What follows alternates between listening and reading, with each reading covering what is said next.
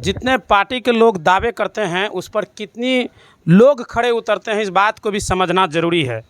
जिस दरवाजे पे हम बैठे हैं सीओ साहब का यह दरवाज़ा है।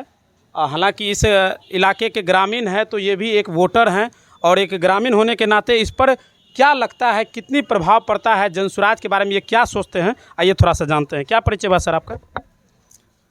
मैं राधा मोहन सिंह, सेवानिवृत्त अंचलाधिकारी, बिहार सरकार।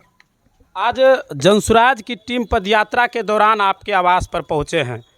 पार्टी का जो भी मैनिफेस्टो हैं, जो भी मुहिम को लेकर ये निकले हुए हैं, फ़ोन काट दो, वो बता रहे हैं। क्या लगता है इस बार बिहार में कितना प्रभाव डालेगा यह जनसुराज?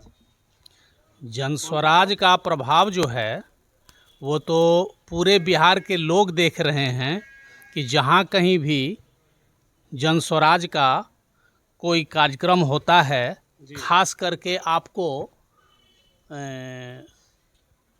रोहतास, कैमूर, भोजपुर, आरा, बक्सर, इन जगहों पर प्रशांत किशोर जी का जो कार्यक्रम हुआ है तो उसमें अपार सफलता मिली हुई है लोगों का।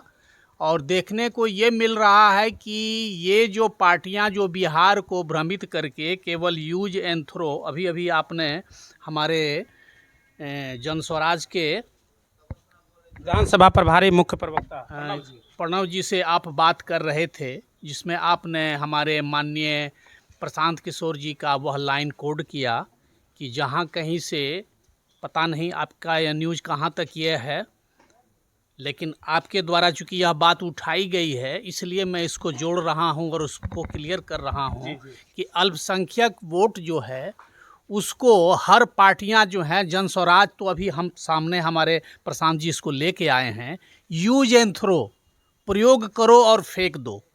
तो उनका आज से 2-4 महीना पहले आपने देखा होगा कि एक ये आया था कि अगर यदि अल्पसंख्यक हमारे तरफ मुड़ जाएं तो मैं बिहार को नया बिहार बना दूंगा। इसमें कहीं दो राय नहीं है। हर पार्टियां हो, मैं किसी पार्टी का नाम नहीं लूँगा, हैं, वो इसको केवल वोट का एक जरिया मानती हैं, ठीक है। और जब कैंडिडेट देने की बात आती है तो उसको वही है जो कि हमको केवल वोट मिले, हमको कैंडिडेट से लेना देना नहीं है। लेकिन प्रशांत किशोर जी ने बड़े मुखर होकर करके इस बात को उठाया कि मैं अधिक से अधिक अल्पसंख्यकों को, जहाँ से वो माने उनका क्षेत्र पड़ता है, जहाँ उनकी संख्या है, केवल वोट के लिए ही नहीं, मैं वहाँ कैंडिडेट भी दूंगा। तो कहीं न कहीं उनकी मंशा यह है कि एक तरफ जब हम अल्पसंख्यक को यह दिखाने के लिए जा रहे हैं कि भाई आप केवल एक वोटर ही नहीं, आप भाग्य निर्माता भी बन सकते हो, तो अभी तक उन्होंने किसी पार्टी के साथ न उनका तालमेल हुआ है, और आगे क्या होगा वो तो बड़े लोगों की बात है, उसको हम लोग ये नहीं कर सकते हैं। लेकिन उनकी मंशा यहाँ पर साफ स्पष्ट झलकती है कि जब आपने अभी यह बात उठाया कि आरजेडी अगर कैंडिडेट देगी तो जनस्वराज वहाँ पर अपना नहीं देगा। उनकी मंशा यहाँ पार्टी से नहीं है, यहाँ मंशा है कि अल्पसंख्यकों के बीच हम अपनी जो बात रखे हैं उसको साबित करवावें कि भाई आप केवल एक वोटर ही नहीं है, आप एक उम्मीदवार होकर के आप भाग्य विधाता बन सकते हैं, आप बिहार विधाता बन सकते हैं। तो हम लोगों का मुहिम यही है। और मैं एक चीज़ को छुपे रुस्तम आपसे अभी तक है और चल रहा है, मैं जनस्वराज का सक्रिय सदस्य हूँ। अच्छा, ठीक है। हमको क्या कहते हैं कि महासचिव तक के, अभी मैं आपको दिखा दूंगा, वहाँ से जब यहाँ कौन थे पहले, जो थे एक गोपालगंज वाले, यहाँ के प्रभारी कटिहार के जो थे, और एक लखनऊ के थे, तो बाईपास सर्जरी मेरा 2013 में हुआ है। अपने स्वास्थ्य कारणों से इसमें हम जाना आना बहुत कम ये रखे हुए हैं, लेकिन जनस्वराज से हम जुड़े। हम आपसे और करेंगे। आपने कहा सक्रिय सदस्य हैं आप, भले हमको नहीं पता था, लेकिन आप सक्रिय सदस्य। आप हमको ये बताइए, पहले से कई पार्टी, हम भी नाम नहीं लेंगे, जनसुराज ही क्यों चुने? आपको क्या बेहतर लगा बाकी पार्टी में से? जनस्वराज इसलिए चुने कि प्रशांत किशोर जी अपने कुशल नेतृत्व से, अपने कुशल क्षमता से देश के कई माने राज्यों में सरकार को क्या कहते हैं जो कि गठित कराने में इनका योगदान रहा है। और ऐसे तो इनके ऊपर तरह तरह के लोग आरोप लगाते हैं जो कि हाँ ये क्या कहते हैं, जो कि मतलब बिजनेसमैन। नीति निर्धारक हैं, बिजनेसमैन हैं, ये हैं वह हैं। अरे भाई, तो आप क्यों नहीं बिजनेसमैन बन जाते हैं? आप क्यों नहीं नीति निर्धारक बन जाते हैं? जो वो बात उठा रहे हैं, पहली दफ़ा ऐसा कोई व्यक्ति आया है राजनीति में जो बिहार को एक नए मुकाम तक ले जाने की बात कर रहा है। आज आके देख लीजिए, एनडीए की सरकार में आए दिन, जब 2 साल पहले सूरत जाने के हमको मौका मिला था, जो वहाँ जा कर के देखिए कि विकास का टोटल माने क्या कहते हैं, गंगा बहती है यहाँ। बिहार में क्या है भाई? बाढ़, बालू, तबाही और टोटल का टोटल लेबर यहाँ से पलायन करके दिल्ली, बम्बई, पंजाब, और हमारे यहाँ क्या है? तो ये मूर्ख बनाया जा रहा है, क्या कहते हैं कि लोगों को उसी को दूर करने के लिए आज शराबबंदी कर करके क्या कर दिया गया है?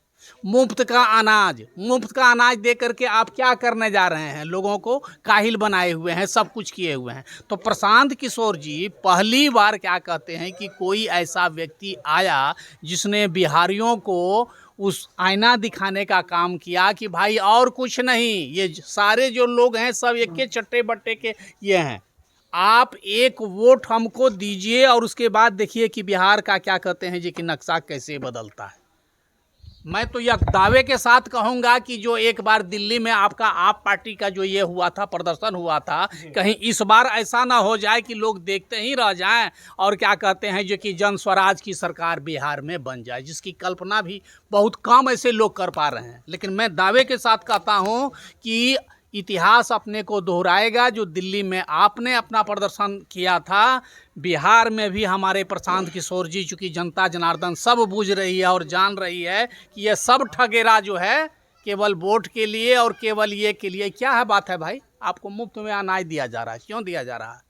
और पैसा हमसे और आपसे किस रूप में वसूला जा रहा है वो लोग नहीं देख रहा है, नहीं कर रहा है। ये तो लोगों को श्रीलंका का जो हाल हुआ था, क्या हाल हुआ था वहाँ?